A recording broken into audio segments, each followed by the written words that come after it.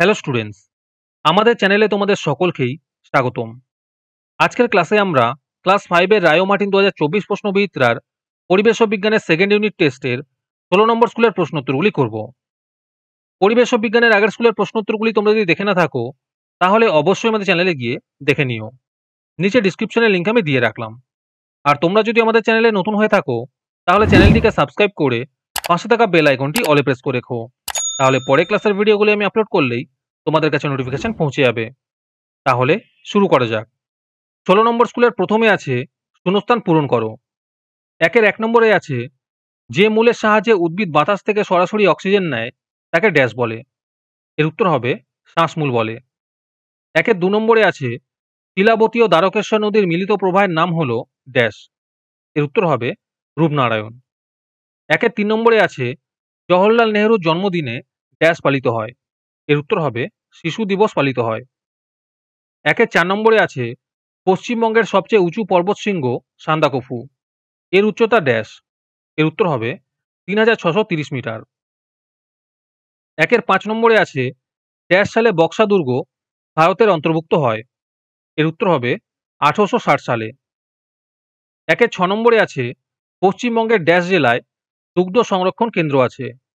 এর উত্তর হবে হুগলি জেলায়। তারপরে 2 নম্বরে আছে সঠিক উত্তরটি নির্বাচন করো। 1 নম্বরে আছে আজাদিন ফৌজ গঠন করেছিলেন। এর উত্তর হবে নেতাজি। 2 নম্বর প্রশ্ন হলো লেজে ভর দিয়ে খানিকটা লাফাতে পারে। এর উত্তর হবে চ্যাং মাছ। 3 নম্বরে আছে বারুইপুরের। এর উত্তর হবে পেয়ারা বিখ্যাত। 4 নম্বরে আছে ধান কাটা ও ঝাড়ার আধুনিক যন্ত্রটি হলো। এর উত্তর হবে হারভেস্টার। 5 নম্বর প্রশ্ন হলো ভারতের প্রথম শিক্ষামন্ত্রী ছিলেন। এর উত্তর হবে মৌলানা আবুল কালাম আজাদ। 6 নম্বরে আছে চৈতন্যদেবের জন্মস্থান নদিয়া জেলার। এর উত্তর হবে নবদ্বীপে। তারপরে 3 নম্বরে আছে বামস্তম্ভের সঙ্গে ডানস্তম্ভের মিলিয়ে লেখো। 1 নম্বরে আছে চিংড়িখালির দুর্গের ভগ্নাবশেষ। এর উত্তর হবে ডায়মন্ড হারবার।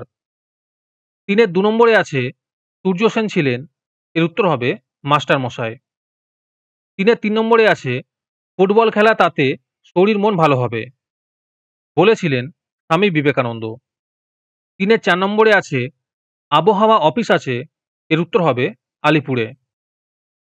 5 নম্বরে আছে প্রায় নিশ্চিহ্ন হওয়ার মুখে। এর উত্তর হবে সরপুটি।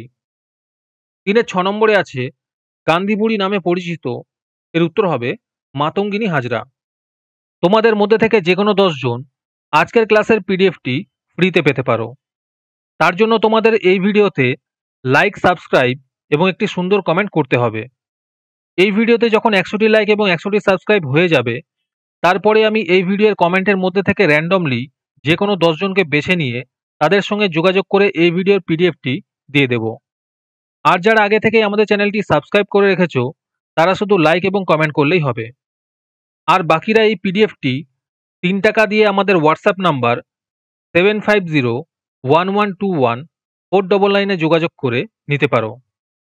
তারপরে 4 নম্বরে আছে নিম্নলিখিত প্রশ্নগুলির একটি বাক্যে উত্তর দাও। 1 নম্বর প্রশ্ন হলো রেশম কীট পালনের জন্য কোন গাছের চাষ করা জরুরি।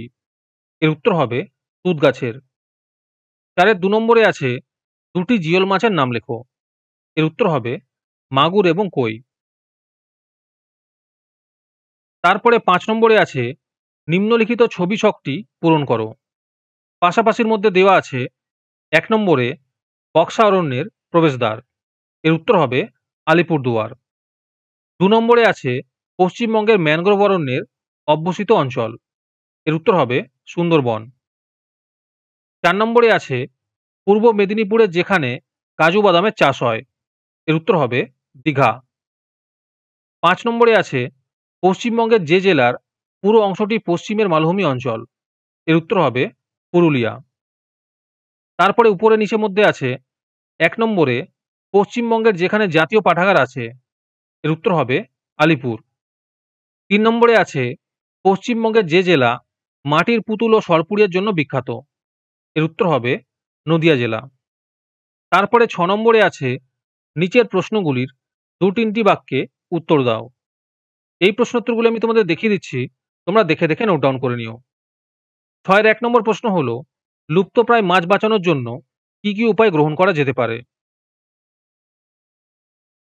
6 এর 2 নম্বর প্রশ্ন হলো, ঠেসমূল কাকে বলে?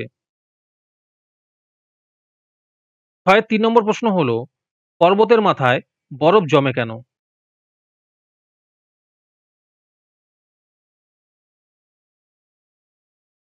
আজকের ক্লাসটি তোমাদের ভালো লেগে থাকলে অবশ্যই একটি লাইক এবং বন্ধুদের কাছে শেয়ার করে দিও। পরে স্কুলগুলির প্রশ্নোত্তরের ভিডিও তাড়াতাড়ি পেতে চ্যানেলটিকে অবশ্যই সাবস্ক্রাইব করে রেখো। তাহলে দেখা হচ্ছে পরের ক্লাসে।